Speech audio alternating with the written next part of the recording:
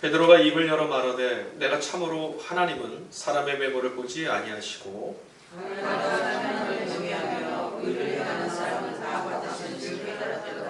만유의 주 되시는 예수 그리스도로 말미암아 화평의 복음을 전하사 이스라엘 자손들에게 보내신 말씀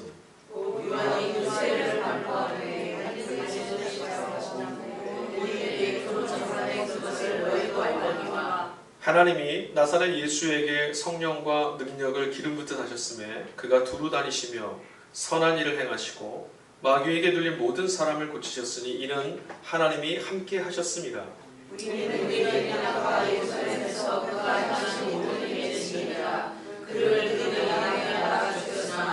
하나님이 사흘 만에 다시 살리사 나타내시되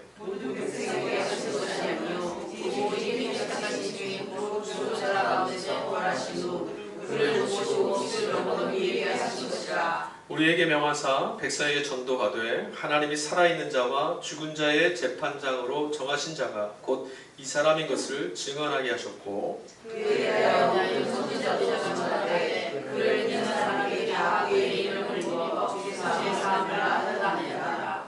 아멘. 이것은 하나님의 말씀입니다. 하나님께 감사합니다. 감사드리겠습니다.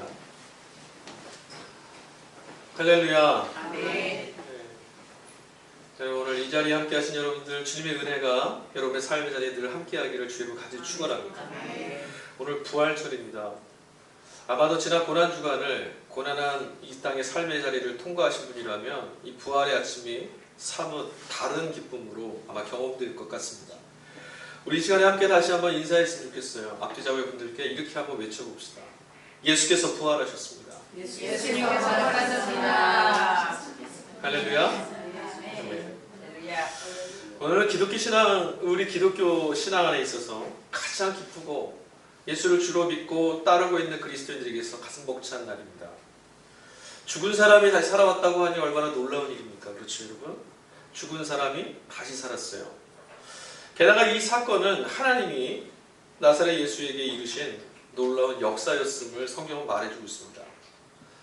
여러분, 오늘 이 아침 부활을 맞이하시면서 여러분에게 정말 이 부활절이 기쁨과 가슴이 절절한 그런 복되고 즐거운 정말 어쩌면 좋을지 모르는 그런 행복함이 넘치는 그런 날이 되셨는지 모르겠습니다. 아멘. 아멘. 감사합니다. 그런데 오늘 우리에게도 이 질문을 좀 해봐야 될 것 같아요. 어떤 것이냐면 2000년 전 초대교회 성도들에게는 이 부활의 아침이요 정말 뜻깊었거든요. 이 부활의 아침만 되면 그들에게는 놀려왔던 지난 한 해의 시간 모든 것들이 위로받았어요. 다시금 하나님의 역사가 우리 가운데 있음을 확인한 날이었고 하나님께서 우리의 삶을 붙들고 계심을 붙잡을 수 있었던 날이었습니다. 초대교회 성도들에게는 엄청난 선언의 말씀이 퍼지는 사건이었거든요. 오늘 우리가 같이 읽지는 않았지만 성서일가에 주어진 시편 말씀 118편 말씀에는 시편 기자가 그렇게 말합니다. 이 날에 주님이 정하신 날에는 우리가 함께 기뻐하자. 이 날은 하나님께서 우리에게 하신 놀라운 구원의 역사가 있으니 우리 같이 기뻐하자. 여러분, 오늘 우리가 이 시간 예배 자리에 함께 나와서 부활하신 주님을 함께 기억하고 그 주님 앞에 찬양할 때 우리 모두 안에 하나님이 베푸시는 기쁨과 하나님이 역사하시는 역사의 손길들이 늘 함께 계시기를 주의 이름으로 간절히 축복합니다. 아멘. 부활의 아침, 너무나 가슴 벅찬 일이라고 우리가 외치고 있고 기독교 신앙에 있어서는 절대로 뺄 수 없는, 양보할 수 없는 기독교 신앙의 핵심이 바로 이 부활에 담겨있다라고 우리 같이 말하고 있습니다. 그런데 문제가 하나 있어요. 초대교회 성도들처럼 우리 안에도 이 가슴 벅찬 부활절이 경험되지 않는다라는 게 문제예요. 2000년 전에 그리스도인들이 예배를 드리며 이 부활의 아침을 맞이했던 감격과 오늘 우리가 이 부활의 아침을 맞는 감격은 동일하지 않는 것 같아요. 왜 이럴까요? 아마도 문제는 크게 한 두 가지 정도 뽑을 수 있을 거예요. 첫 번째는 뭐냐면 이 외쳐주는 말씀, 죽은 자가 다시 살아났습니다라는 이 말씀이 믿어지지 않는 거죠. 죽은 자가 어떻게 다시 살아? 또 하나 있습니다. 어찌어찌해서 예수님이니까 그러실 수 있지. 죽은 자 다시 살 수 없지만 하나님의 아들이니까 그러실 수 있지. 넘어가도 그 다음 질문이 우리를 또 건드려요. 예수가 부활하셨다는 것이 우리 삶에 도대체 그래서 어쩌라고? 무슨 일이 우리에게 있는데? 예수의 부활이 우리 삶에는 무엇을 가져다 주는데? 이 질문에 대한 답을 우리가 갖지 못하기 때문에 이 부활의 아침이 저와 여러분에게 2000년 전을 살았던 이 기독교인들에게 그리스도인들에게 임하였던 기쁨처럼 우리에게 동일하게 임하지 않는다는 거죠. 아마도 우리 안에 이 두 가지 문제가 해결된다면, 그러니까 죽은 자가 다시 살아났어? 하나님이 이런 일을 이루셨어? 와, 놀랍구나. 그리고 예수를 믿어 이 부활의 주님을 믿을 때 우리의 삶에도 무언가 엄청난 일이 일어나는구나, 이것을 우리가 안다면 아마도 이 부활절 아침 우리에게 바꿀 수 없는, 너무나 기쁘고 너무나 황홀한 그런 아침이 될 줄로 믿습니다. 우리는 이 질문에 답을 좀 해야 될 것 같아요. 첫 번째 질문이 뭐였어요? 대체 부활이 뭐길래? 대체 예수가 다시 산다는 거, 죽은 자 다시 살아나는 일이 도대체 뭐길래? 도대체 무슨 일이 있었길래? 우리 여기에 지금 질문에 답을 좀 해야 될 것 같아요. 오늘 우리 같이 읽지 않은 성서 일과로 주어졌던 제3독서 복음서 본문이 어디냐면 요한복음 20장이에요. 요한복음 20장 말씀에는 뭐 어떤 사건이 벌어지냐면 부활의 이 아침에 여자들과 베드로가, 제자들이 예수의 무덤을 찾아갑니다. 근데 어떻게 됐습니까? 무덤에 주님이 계셨어요? 안 계셨어요? 안 계셨어요. 그 장면이에요. 무덤이, 마땅히 예수님께서 누워 계셔야 될 그 무덤이 십자가에 달려 죽으셔서 무덤에 누워 계셔야 될 그 주님이 보이지 않는 거죠. 그 장면이 요한이 전했던 복음서 20장에 나오는 사건의 장면이에요. 무덤이 비어있다. 무덤이 비어버렸다. 그리고 나서 초대교회 성도들과 제자들이 이렇게 말합니다. 와, 놀라운 일이 벌어졌다. 하나님이 예수를 일으키셨다. 다시 살아났다. 외치기 시작했어요. 그런데 여러분, 우리는 빈 무덤을 보면서 이렇게 말합니다. 빈 무덤? 원래 비어있었나 보지. 빈 무덤? 어떻게 죽은 자가 다시 일어나서 무덤을 비우고 나갈 수가 있어? 이런 일은 있을 수 없어. 여러분, 우리 안에서 그런 말들이 막 외쳐지지 않습니까? 여러분, 말씀을 읽으시면서 그런 생각이 들진 않으셨어요? 여러분, 정말 죽은 자가 다시 일어난다는 사건이, 여러분, 하나님이 예수를 다시 일으켰다는 사건이 여러분 안에 정말 믿어지십니까? 죽은 자를 깨우고 죽은 자를 일으키시는 하나님의 역사가 우리 안에 믿어진다면 우리 정말 기쁘지 아니할 수가 없어요. 죽음의 권세라는 것을 무너뜨리고 하나님이 그 권세로부터도 구원해내신다는 소식은 우리들 각자가 처해져 있는 모든 삶으로부터 하나님은 능히 우리를 구원하실 수 있는 분이라는 고백을 이끌어냅니다. 여러분, 그런데 따지고 보면 빈 무덤을 보면서 놀라는 우리를 성경은 더 놀라고 있어요. 하나님 말씀은 빈 무덤 앞에서 놀라고 있는 우리를 보면서 더 놀라워 하신다고요. 한번 볼까요? 오늘 시대가 좀 어떻습니까, 여러분? 저와 여러분이 살고 있는 이 시대를 한번 보십시오. 저는 이 시대를 가만히 보면 사람들의 모습을 한 사람 한 사람 우리 삶에 지나쳐가는 모습들을 가만히 보면 그냥 껍데기만 남아있는 것 같아요. 껍데기. 그 안에 마땅히 있어야 될 영혼이 비어버리고 그냥 껍데기만 남아서 돌아다니는 것 같아요. 여러분은 어떠세요? 여러분이 오늘 이 자리에 오기까지 일주일 동안 세상 가운데서 여러분이 만나고 스치고 또 대화하고 관계를 맺고 그렇게 왔던 사람들의 모습 어떻게 보이셨어요? 아니, 어쩌면 여러분은 또 어떻게 사셨습니까? 한 주간 동안 어떻게 시간이 지나갔는지 모르겠고 내 안에 무엇을 담아놓은지도 모르겠고 그냥 살고 있는 것 같은 그런 모습이 보이지 않으세요? 요즘에 뉴스 틀어서 보기 참 무섭죠. 근데 여러분, 무서운 거 아니에요. 원래 우리가 사는 이 세상이 그런 모습이에요. 요즘 뉴스 보면 이런 거 너무 많아요. 거짓이 진실로 둔갑돼 있어요.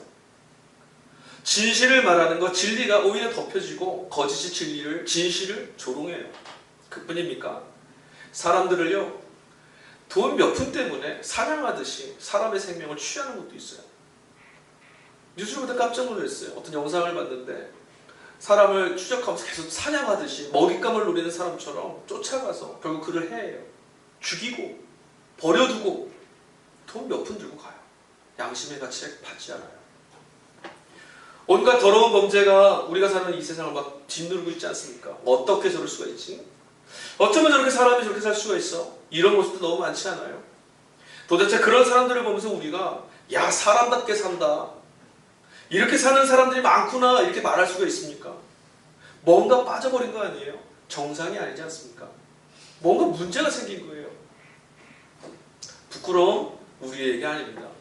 허물이 있고 자신의 부족함, 자신의 연약함, 자신의 죄악이 발견되어도 전혀 부끄러워하지 않습니다. 자신의 허물이 드러나 있어도 오히려 되려 큰 소리칩니다. 피해자가 눈물로 호소하고 있을 때에도 가해자는 뻔뻔하게 그들을 막 짓누릅니다. 이건 잘못된 세상이죠. 살아있다라고 말하지만 살아있는 사람 아니에요. 우리 그렇게 살고 있어요. 우리 자신은 또 어떻습니까? 우리는 살아있는 것처럼 살고 있었지만 과연 우리 안에 살아있는 생명의 흔적들이 나타나고 있습니까? 죽어있는 곁에는요, 죽음이 계속 전염돼요. 반대로 살아있는 것이 있는 곳에는 죽은 것들이 살아나는 일들도 나타나죠.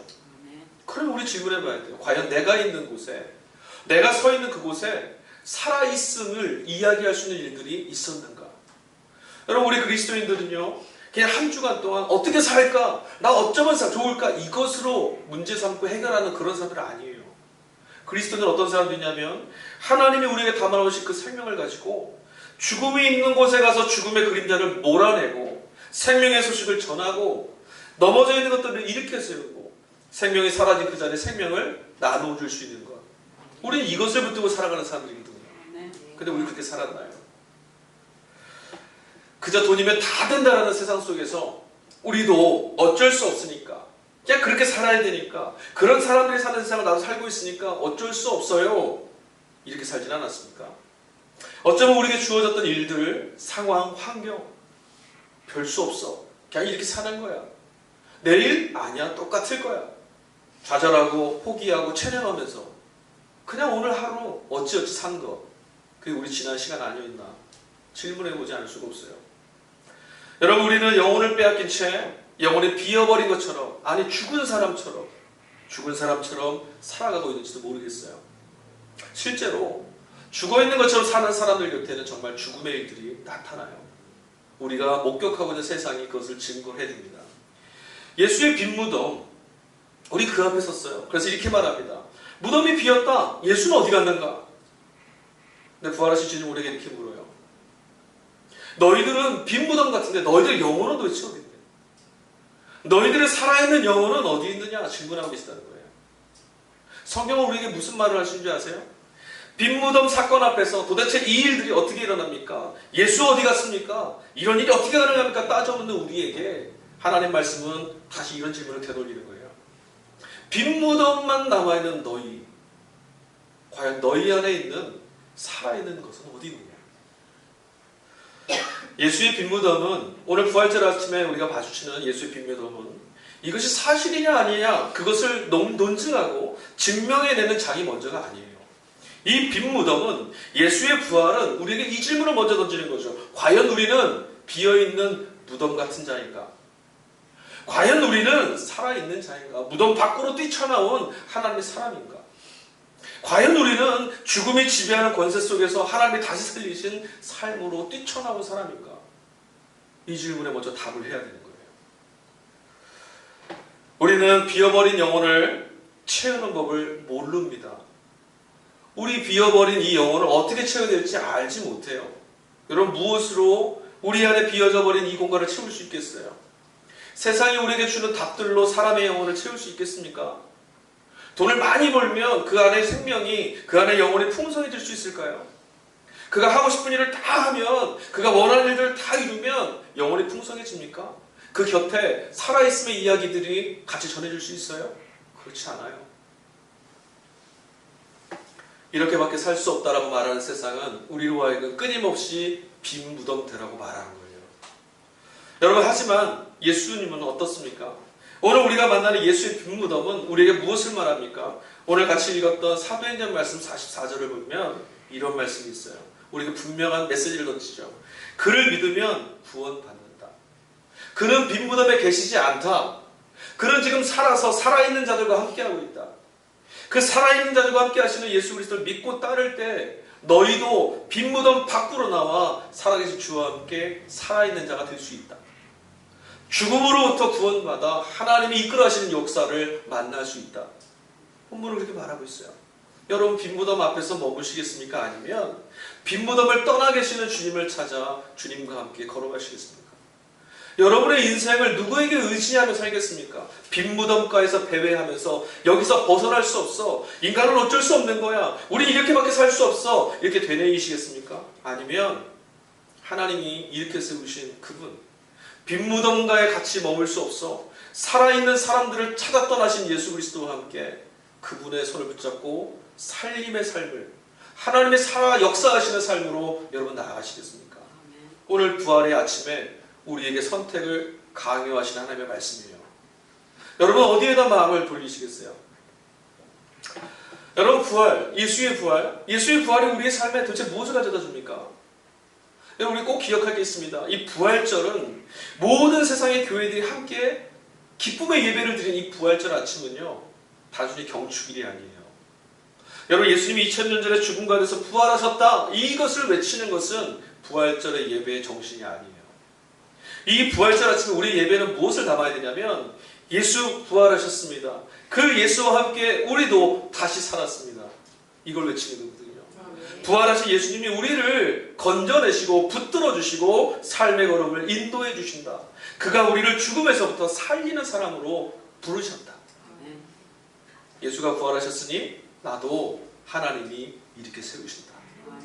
이거를 같이 경험하는 게 부활절 예배예요. 예수님을 부활시키셨던 하나님께서, 그 아들을 이렇게 세우셨던 그 하나님께서 오늘 그 아들을 믿고 따르는 우리들에게도 은혜를 베푸시고 자비하신 손으로, 권능의 손길로, 창조의 능력으로 우리를 일으켜 세우실 것, 그것을 믿음으로 외치는 거죠. 오늘 42절 말씀 보니까요, 아주 놀라운 선언이 하나 들어있습니다. 한번 볼까요? 10장 42절 말씀입니다. 같이 읽어보겠습니다. 우리에게 명하사 백성에게 전도하되 하나님이 살아있는 자와 죽은 자의 재판장으로 정하신 자가 곧 이 사람인 것을 증언하게 하셨고. 그러니까 이 말씀은 어떤 거냐면 이런 거죠. 예수님이 누구시냐면 살아있는 사람들과 죽어있는 사람들의 심판자이시다. 그러니까 하나님이 예수님을 왜 부활시키셨냐면 심판자를 세우시려고. 예수님이 세상에서 핍박당하셨죠. 세상의 권세가 뭐라 했냐면, 그렇게 사는 거는 죽음을 초래하는 거야, 어리석은 길이야, 바보 같은 일이야 하면서 그를 나무에 달아 죽였어요. 우리가 승리했다, 너는 실패했다라고 말했어요. 근데 하나님이 어떻게 하셨냐면 아니다라고 외친 거죠. 그래서 이 억울하고 의로운 죽음 당신 예수를 어떻게 하셨냐면 심판주로 세우셨대요. 그 말은 어떤 겁니까? 이제 주님이 다시 오시는 날 그를 못 박았던 이들이, 그를 죽음으로 몰아쓰던 세상의 권세가 우리가 패망하였구나, 이걸 알게 하시려고 예수님을 심판주로 세우셨다는 거예요. 근데 여러분, 이 말씀이 예수님이 살아있는 자들과 죽어있는 자들 가운데 심판자가 되셨다는 말씀이 여러분 어떻게 들리세요? 여러분 이 말씀 읽으시면 와, 놀랍다, 이런 생각 드세요? 예수님이 우리의 살아있는 자, 죽은 자들의 심판자가 되셨던 사건이, 이 선언이 여러분에게 어떤 소식으로 들리십니까? 저는 이 말씀을 들으면 너무 감사해요. 너무 감격스러워요. 다른 이들이 아니라 나무에 달려서 죽음을 초래하시고 그 감당하셨던 예수가 우리의 심판자가 되셨다는 거, 거기다 더해서 살아있는 자들을, 그들에게도 심판주가 되신다는 게 너무나 감사해요. 우리 신앙이요, 이것을 좀 벗어나야겠어요. 이런 거죠. 우리 예수 믿으면 이 다음에 죽어서 천국 갈 거야. 이 다음에 죽으면 하나님 나라 갈 거야. 여러분 믿으세요? 안 믿으세요? 예수님 믿으면 이 다음에 우리 천국 갈 거야. 예, 맞는 말씀입니다. 옳습니다. 여러분, 그러나 이것은 끝이 아니에요. 우리가 만약에 이것만 붙들고 있다면 우리 예수님 잘 모르는 거예요. 예수님을 통해서 우리 가운데 보내주신 하나님의 말씀은 무엇이냐면 이런 겁니다. 이 다음에 죽어서 천국 가는 것뿐만 아니라 이미 이 땅에서도 하나님의 통치와 역사가 이루어지고 있다. 하나님이 지금 주인이시다. 하나님이 이 땅을 붙잡고 계시다. 그 일들이 예수님 믿으면서 우리에게 경험돼야 돼요. 그럼 한번 생각해 보세요. 이 땅에 죽어있는 자들, 죽은 자들은 나중에 천국 갑니다. 거기 심판주 하나님이시죠. 예수님을 심판주로 세우셨어요. 하나님 역사하실 거예요. 거기서 가르실 거예요. 그건 이 다음의 일이에요. 주님이 하실 일이에요. 우리 생각할 필요 없어요. 우리가 예수 믿고 있기 때문에 이 다음에 죽어서 심판주 앞에 선다는 건 걱정하고 염려할 거 하나도 없습니다. 문제는 여기에요. 살아있는 자들의 심판주가 되실 것이다. 여러분 이 말씀 믿어지세요? 살아있는 자들의 심판주.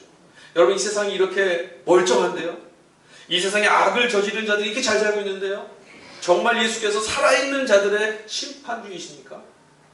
여러분 이 하나님의 선언의 말씀이 무엇을 얘기하는 줄 아세요? 불법과 불의가 통치하고 있는 이 땅에 하나님의 나라가 지금 시작됐다. 하나님이 이 땅의 권세들을 이제 그냥 두실 수가 없다. 보고 두실 수가 없어서 내가 이제 심판하겠다. 깨어지고 상한 세상을 내가 회복시키겠다.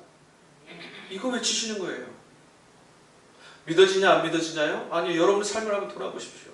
하나님이 주인 되시지 않는 삶 여러분 감당하실 만합니까? 하나님이 주인 되시지 않는 이 땅의 삶이 과연 사람이 살만한 세상입니까?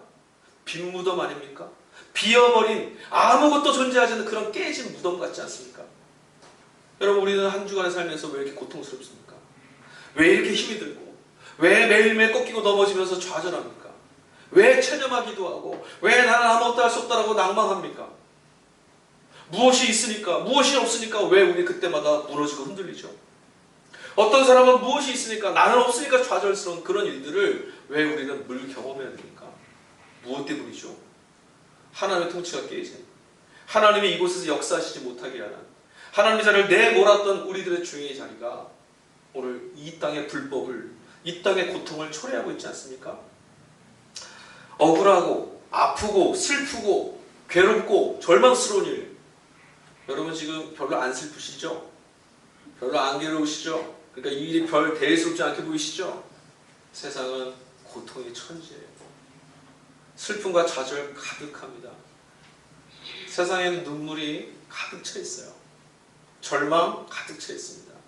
하루의 즐거움이요? 아니요. 364일이 고통스러울 수 있어요. 어떤 이들은 이 땅의 삶을 지옥 같다고 말하는 이들도 있죠. 어쩌면 우리가 그냥 하루하루 경험해가는 어떤 괴로운 일들이요 아무것도 아니라고 말하는 사람도 있을 거예요. 그렇게라도 살았으면 좋겠다. 그게 우리가 사는 세상의 실체라니까요. 왜 우리가 이런 삶을 살게 됐습니까? 왜 이 세상이 이렇게 됐습니까? 그럼 또 반문해 볼까요? 이 세상에 과연 소망이 있을까요? 이런 세상이 과연 바뀔 수 있겠습니까? 조금 좁혀볼까요? 여러분에게 주어진 인생이 바뀔 수 있겠습니까? 여러분 우리 각자에게 주어진 삶의 자리가 변화될 수 있겠습니까? 우리에게 운명처럼 찾아온 이 삶의 자리가 과연 바뀔 수 있겠어요? 태어나보니 이렇게 살게 됐습니다. 이거 바뀔 수 있겠어요? 이 세상 무엇도 그렇다 대답해 주지 않습니다. 우리 사람을 많이 의지하죠. 그러나 필연적으로 사람을 의지하면 반드시 어떻게 돼요? 상처받고 배신당하고 아파하죠. 왜? 우린 다 깨어져 있거든요. 하나님이 통치하시지 않는 곳에는 다 깨어진 거예요. 사람의 영혼뿐만 아니라 이 세상의 모든 게 다 상하고 부패해 있어요. 그곳에서는 선한 역사는 나타나지 않아요. 그런데 이런 세상에 아무것도 하나님의 역사를 말해주지 않는 이런 세상에 아무것도 이런 세상을 다시 살릴 수 없다라고 말하는 이런 세상에 하나님이 지금 뭐라고 외치기 시작했냐면 두고 볼 수 없다. 이제는 두고 볼 수 없다. 내가 이 깨진 세상을 회복시키겠다. 이 외침이 지금 들리는 거예요. 이 아침에. 여러분 이 말씀은요 어마어마한 일이에요. 하나님이 이제 내가 통치하겠다고 외치는 사건은 이 외침은 우리 삶에요 너무너무 엄청난 사건이에요. 여러분 이 음성을 듣고 우리는 환호해야 돼요. 이 깨진 세상이 회복된다고요? 세상이라고 말하니까 타인의 일들이니까 별로 감흥이 없으신 거예요. 여러분의 아픈 삶을 한번 붙잡고 다시 한번 들어보세요. 하나님이 여러분 삶에 이렇게 말씀하시는 거예요. 바뀔 거야.